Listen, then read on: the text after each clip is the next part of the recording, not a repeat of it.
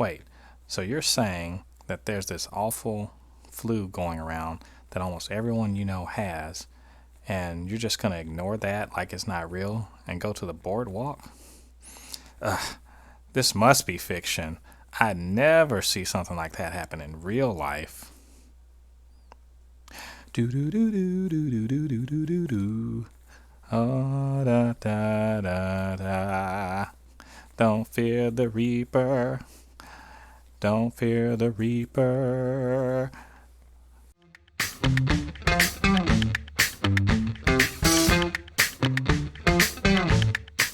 Hey guys, it's your boy Jen Thépuppét once again, back with another review. This time we are checking out the first episode of CBS All Access premiere, The Stand, a show based on Stephen King's acclaimed novel, and I won't call it a remake. Let's just call it a redo of the 96. What was it, 96? 96 miniseries. Actually, I think it was 94. 94. So that's what this show is all about. In case you don't know, The Stand is an apocalyptic horror slash suspense slash Stephen King book that takes place in a world just like ours, but a world ravaged by an awful disease, a super flu called Captain Trips, and it manages to kill 99.94% of the Earth's population. And we look at what the survivors do. The survivors are invariably, at least in America, who knows what the hell happened in the rest of the world, but in America, they were drawn together into two opposing camps, one led by the 100-year-old, I think she's 108 actually, Mother Abigail, and the nefarious Randall Flagg. So this is the first episode. It's called The End. And just a little background on this show. Directed by Josh Boone, put together by Josh Boone, some writing by Stephen King, Josh Boone, and other people. I'm sure you can all look it up. They got an IMDb. I ain't the damn internet for you. You look it up if you want to know all this stuff. We come into this whole show comes into it in the middle. It's Tarantinoing this shit. We're going back. We're going to the future, and then we're gonna come back. Because, that's never fucking confusing to anyone, right? Yeah, it's a strange conceit, I have to say. I honestly, I'm going to tell you, I really hope someone at the end of all of this edits everything into a chronological thing, just so you can see it from the beginning to the end. It's an interesting narrative choice. Does it work? A little bit. Captain Trips is every single pandemic you ever thought you were going to be scared of, which is not too many, but it's like Ebola and the flu had an awful mutated Incredible Hulk baby and just decided to go ham on everyone. Yeah, it's pretty awful. But what you see in here, we have three characters. Three characters are the main focus of this particular episode, called, again, The End. And the end is very appropriate because at the beginning of this episode, the end of the world has come and gone, and our characters are living in it. The characters in question are one, Stu Redman, who is a native of Arnett, Texas. Then we have two more people from Algonquin. I think I'm saying that shit right, up in Maine. They're from Algonquin, and they are Harold Lauder and Franny Goldsmith. What's the point of all this? To see how the pandemic decimates the world and how they respond to it. There are two people who get really the lion's share of the attention, the character building, the, shall we say, the screen time. they are the ones that are most important. Hey, here's a fucking surprise. The most important people in this particular episode, it's a couple of dudes. So Franny gets the shaft in this one. To be fair though, she doesn't have a whole lot to do except bury her dad and look and attempt to commit suicide.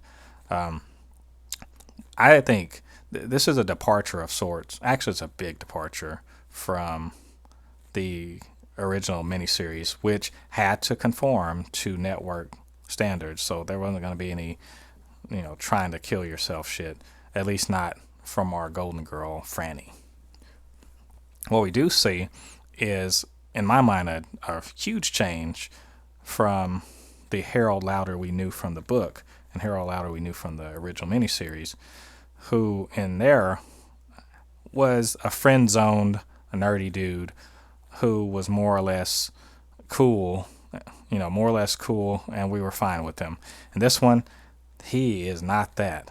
If I could say anything about this show is very much, it's very much rooted in our current reality. Our current reality where we are grappling with, and really, I don't want to say grappling with, but coming to terms with, shall I say, toxic masculinity, but more than that, the culture of the outcast, the culture of the put upon loner, the incel, if you will. Actually, let's just call it what it is. Incel. That's what Harold is in this. I would say, of all the changes to the story, the Harold aspect is the most glaring and the most, shall I say, on the nose foreshadowing possible. Is it good? Is it bad? I'll tell you what. There's no doubt. There's a menacing aspect to Harold Lauder that you never saw in the original. No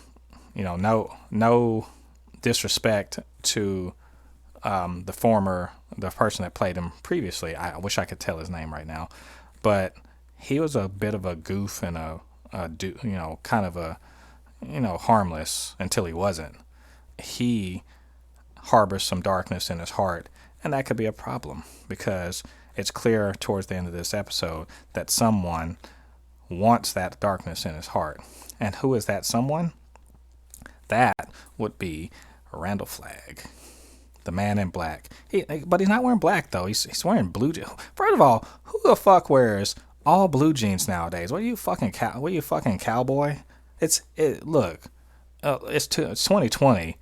No one wears all denim. You can't look good in all denim, unless you're Alexander Skarsgård, because he looks pretty rad. I can't even lie about that. We see a little bit of him, not much. They're teasing with that. If you know the story, I mean, you know what's up with him. But if you don't, that's the dude right there, right? So we see just a little bit. What you learn is, well, in my mind, the biggest story in this whole first episode, besides the fact that Harold is a dangerous ass motherfucker, besides that, what you really learn is that all of the might, all of the effort, all of the resources of man can't stop a serious extinction level event at all. In this situation, people were just lucky that there was a 6% chance that you would, or 0.6% chance that you would survive. Otherwise, humanity's doomed. I think overall, I just really liked it. I didn't like the out of sequence time, the telling of the story out of sequence. I think it's overdone too much in modern pop culture. But it is what it is.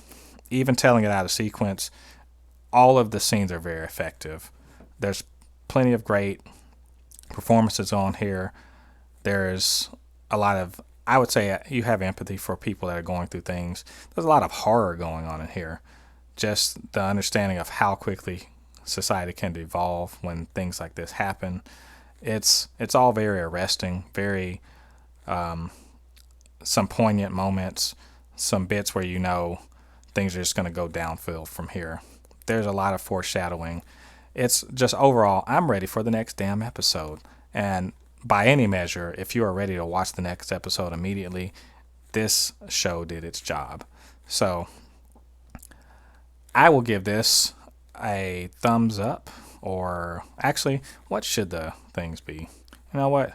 We're just going to say it's going to be threads up. How about all threads up? You should watch this if you have access to it in your country.